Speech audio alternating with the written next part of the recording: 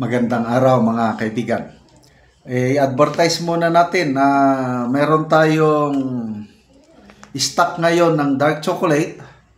So dito kayo mag-order, tawag 0916-9000-997. Limited po ang stock kaya first come first serve. Hindi ako nagbebenta nito. Umiinom lang araw-araw at napakaganda ang epekto sa aking kalusugan. Gusto ko lang din matulungan ang mga farmers sa Mindanao na nagtatanim ng kakao para makabenta ng kanilang organic tableya o kaya sikwati, dark chocolate. Okay, ito may post si Atty. Rowena Guanzon. Bigyan natin ng opinion, reaction.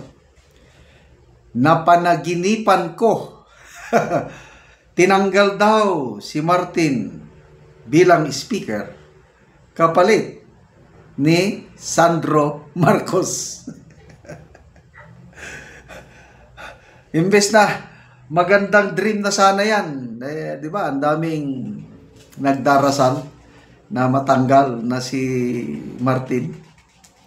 Kaya lang, ang pumalit naman, Sandro Marcos. Ano ba? Is this a good dream or a bad dream? Same. Binasa ko ito. May picture na ipinost ni Atty. Guanzon. Nag-aalamano si Martin Romualdez sa kanya. Dito naman sa baba, si Sandro Marcos naman.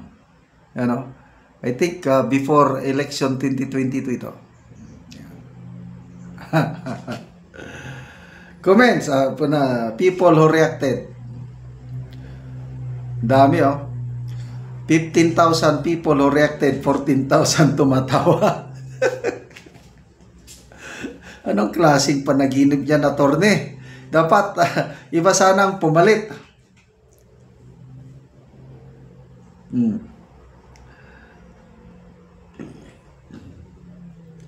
Solidad Rioy Bibar. Both Martin and Sandro are not fitted for Speaker of the House. Salot pareho. Ella Thomas. Bad dreams. Danilo Concepcion. Same dog, different color. Lynn Magsakay. What's the difference? Yun nga. Anong kaibahan nila? Ella Bautista. Nadidiktahan din yan si Sandro ng mga crocs, kaya wala din yan kwenta, umupo. Sunod-sunuran din. So, sino ang magandang iupo na Speaker of the House na makakatulong hindi lang sa PBBM administration, kundi sa buong bansa? Kayo, kung papipiliin kayo, sino ang dapat maupong Speaker of the House? Kung ako ang inyong tatanungin, si Congressman Toby Chanco. Kasi, yung iba siguro, sabihin natin, sina Congressman Pulong Duterte, Congressman Ungab, Congressman Marcoleta, kailang malabo.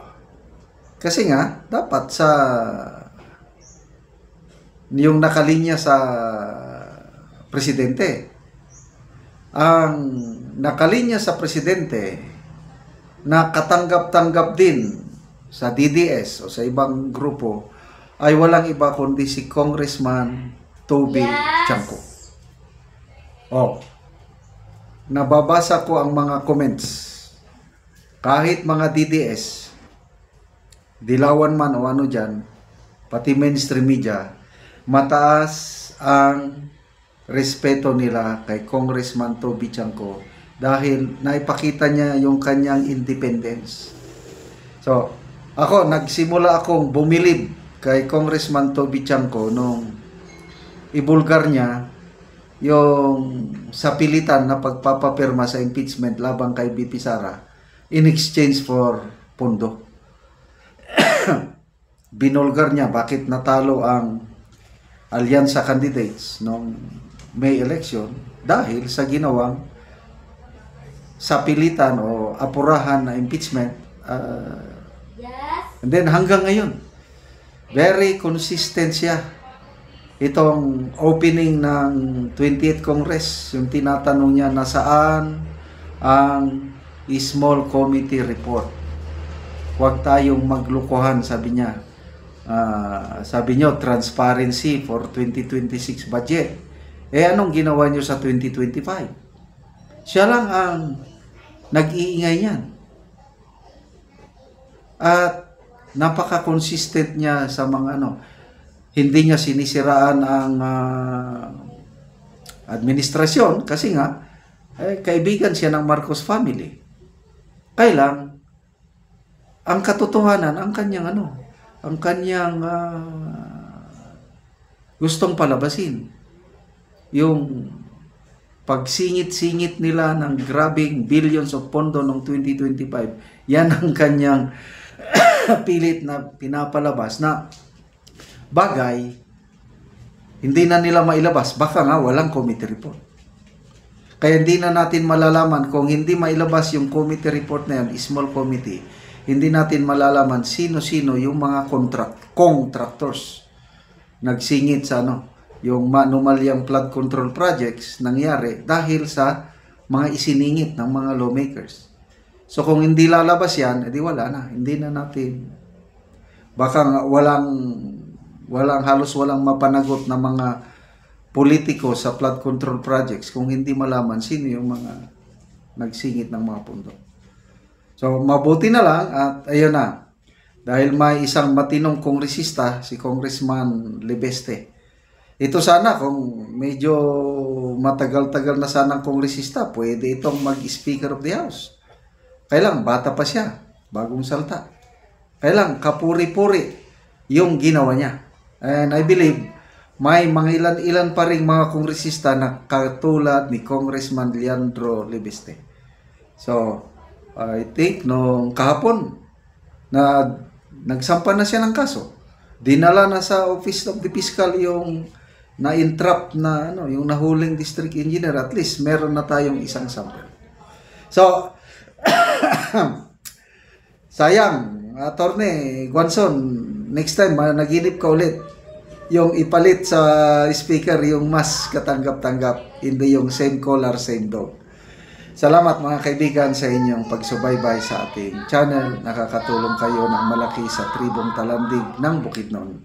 Dahil ang sweldo natin sa channel na ito, pantulong sa tribo, namimigay tayo ng livelihood assistance sa kanila, nagpapatanim ng saging lakatan at Arabica coffee. Panoorin niyo ang video na ito.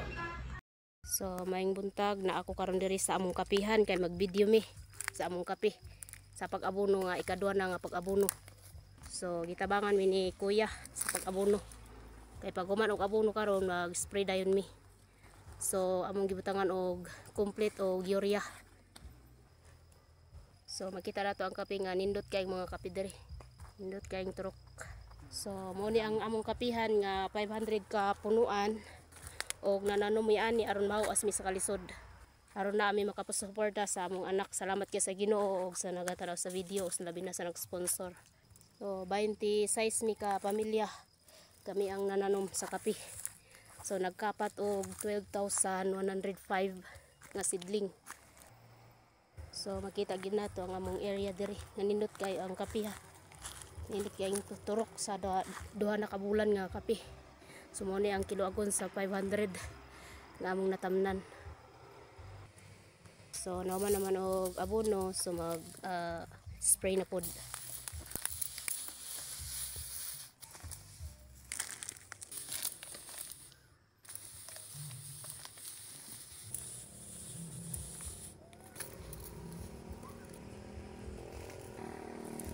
So, mo na ni among kapihan nga humana og abono og humana pod og spray.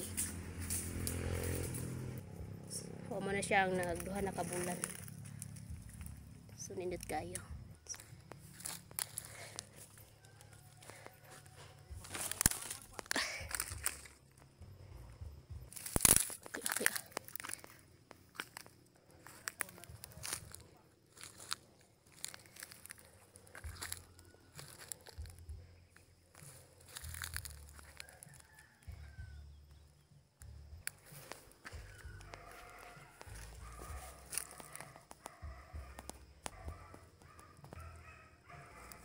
So salamat kay sa Ginoo o sa nag-sponsor. So nakita na binyo ato ang kape, nagiabunuhan og isprayan.